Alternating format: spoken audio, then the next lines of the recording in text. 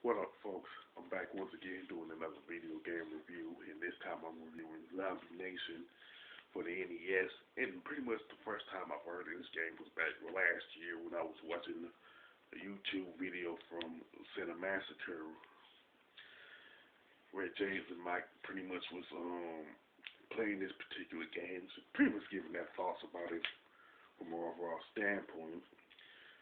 And the plot is that this a floating head of a samurai named Namabuki pretty much goes to the United States to destroy Darkseid, an alien that crashed to Earth on a by means of a meteorite. Now now this alien pretty much turned the Americans into zombies and captured a deadly weapon.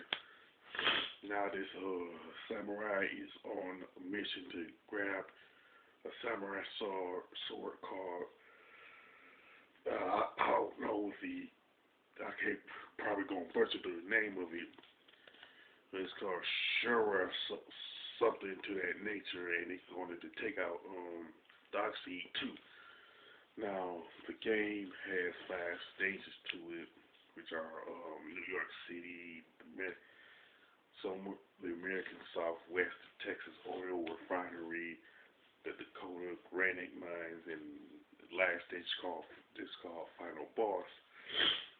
Um, each stage has like 2 or 3 sections in it, depending on the stage you're on, which like divided where you fight regular enemies. Then on the second section, in the final section, is like where the boss battle takes place at.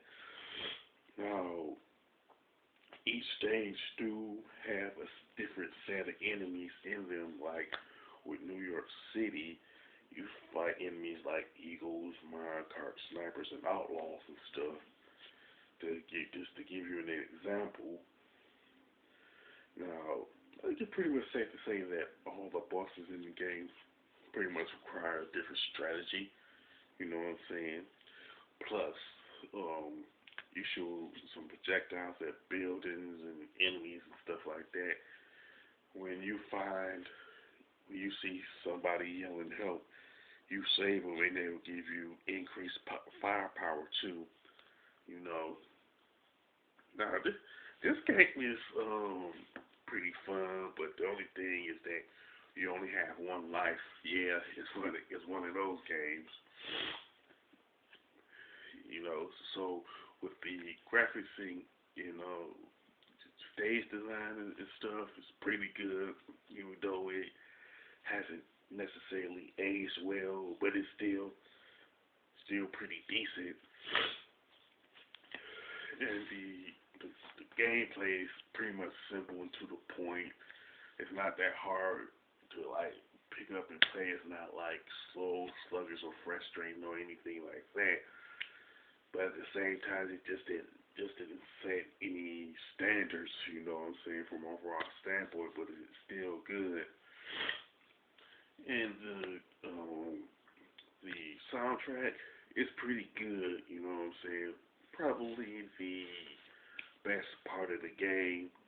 Also, even though like the gameplay, I don't think it set any standards or broke any new grounds in whatever case.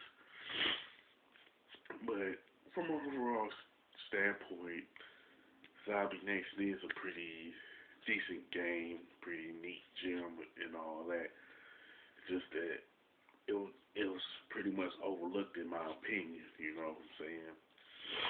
So as far as score, I would definitely give it like a 7 out of 10. Pretty decent game. I would recommend it for like a walkthrough of the game for anybody that hadn't tried it yet. But this the only flaw.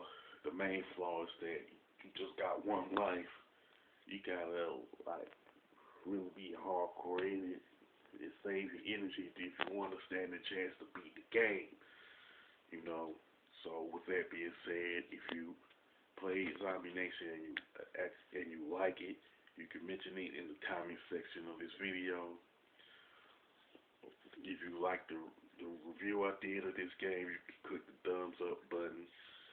And don't forget to subscribe. This is your boy, Big Metroid Fan 12, signing off.